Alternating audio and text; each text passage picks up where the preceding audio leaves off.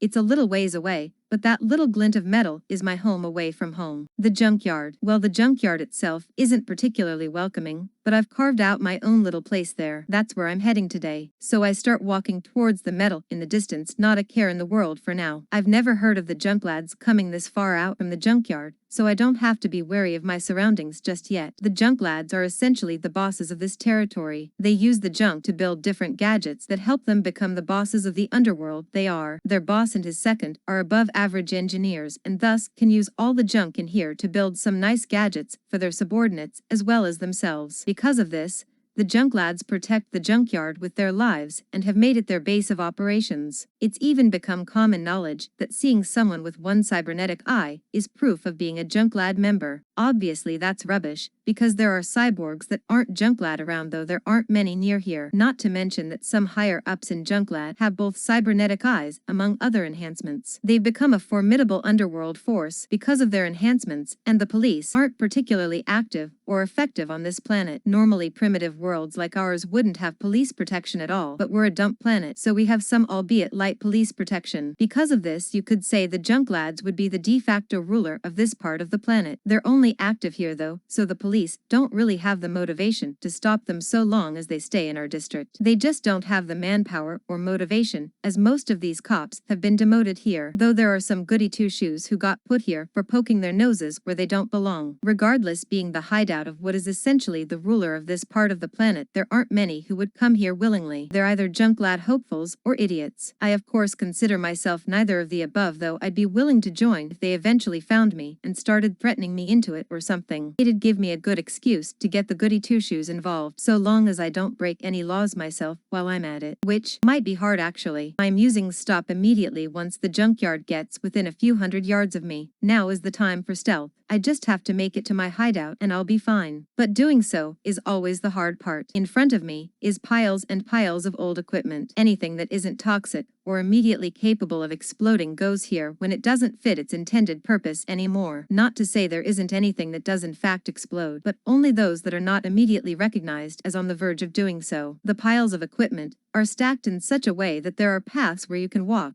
and you likely will not step on anything too explosive or have an avalanche of possibly explosive materials fall on you. That said, the paths do sometimes collapse, and the only reason it's so cleanly available right now is the junk lads, which of course means that they know these paths like the back of their hand and can patrol them as such. Basically, this area is really dangerous for anyone but the junk lads and only moderately dangerous for the junk lads. Here I am then, a non-member of the junk lads with little combat experience, the body of a 15-year-old girl, and no equipment to speak of. Oh, if people who loved stacked odds were here, they'd be just ecstatic. I, on the other hand, start carefully walking through one of the paths, using my flexibility to keep my footsteps light and keeping my senses sharp for anything that moves. Even the junk that occasionally falls down from one of the piles a little distance away makes me jump in my skin. After turning a few corners and getting to an area I find vaguely familiar, I hear footsteps. It's not hard, they aren't masking them, and they're walking on a bunch of metal junk. Obviously, they're making quite a bit of noise. They are, however, coming from around the corner in front of me, and any turn in the path is a little ways back. He's still a distance away thanks be to my feline senses, but I don't think I have the time to go back and turn a corner somewhere. Even if I did, he would likely continue his patrol and just make me lost by the end of our little chase. So I take the third option and climb up the junk piled atop itself beside me. Sometimes I would slip on something and have it drop onto the path, but it's just one more for the pile. Once I'm a good distance up the mound of junk I'm currently climbing, I look for any hole in the junk mound. Maybe it's just a bigger piece of junk holding a few others up and leaving a gap, or maybe it's just a metal rusted bar placed atop a square with a gap in the middle. I look for something that has a hole small enough for a child to fit into. Even a small one will do, I can widen it. Getting a little frantic in my search since I am currently yet to find one, I start to instead look for something to make a hole. After some time searching I finally find something that fits my purposes. A metal crowbar near me and a square cage that is near enough on the top of the mound. I quickly take the cage and shove it into the mound of junk, trying to make as little noise as possible. Before placing the crowbar on the top of the cage and therefore stopping the massive square box-looking thing from entering the metal cage. Then I squeeze into the cage with a few pieces of junk I grabbed from nearby and shove them through the gaps in the metal cage to keep myself obscured before going utterly silent. I keep my breathing calm and regular, but I make sure it's as quiet as possible. If I get too scared and start to hyperventilate, I'll run out of oxygen, even with the air hole, before the junkyard member walks past my mound.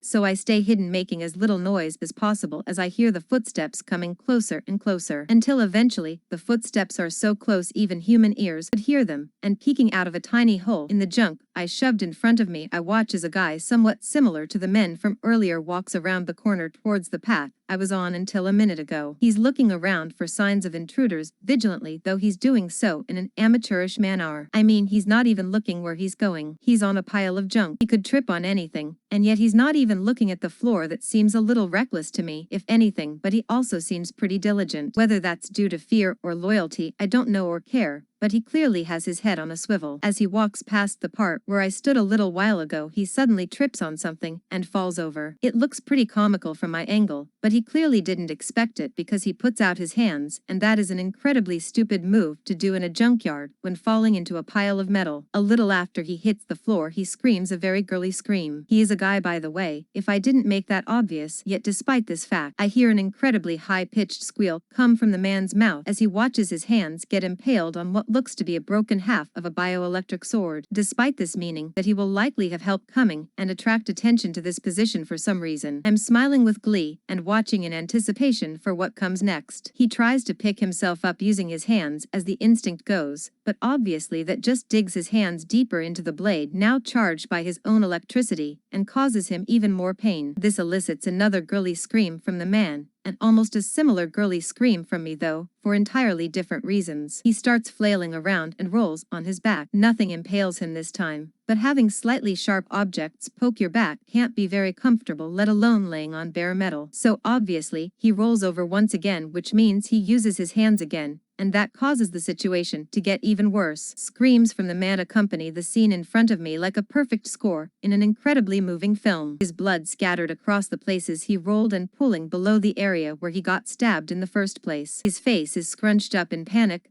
terror, and pain, the perfect combination. Oh, this is no good, I think to myself, realizing that despite my warning to myself earlier, my breathing is getting ragged and I am most definitely not calm. In fact, it wouldn't surprise me if someone found me because of the noise my heavy breathing is making. So I tear my eyes away from this beautiful scene, as much as it pains me, and start thinking about things I could make with the junk around me. Not much of it is particularly useful. I mean, I suppose you could bludgeon the man with the crowbar, and perhaps this cage could be modified to hold him in chains, as suddenly I realize this is not helping, so instead, I close my eyes and think of sleep. Yep, lots of sheep. Well, my hunter instincts are going to kick in if I look at them for too long, so let's think of pillows and massages. All comforting things for most people, I'm sure. Eventually, after a long session of thinking about supposedly comforting objects that devolved into me asking what is comforting, I eventually forgot what I was thinking before, and when I do, I hear more footsteps and realize I can still smell the iron in the air from the man's blood. He's still here, I thought to myself, a little startled. Having calmed down by this point, however, I attempt to refocus and open my eyes. As I do so, I see someone else coming around the corner. Similar to the guy rolling around on the floor, he has a cybernetic eye, and that's about the only distinctive feature about the man. Though this guy does have a weirdly cool leather jacket on. Oh, you idiot. Did you fall over in the junkyard? Here I thought it was some emergency intruder or something, but just some bonehead who fell over is all I get. I hear the man grumble to himself, though he wasn't particularly quiet or anything when he did so. He helps the man, who is essentially a worm writhing around on the floor at this point, get up by having him lean on his shoulder. Then he walks off with the guy on his shoulder, still panicked and pain-stricken. He's even crying by this point,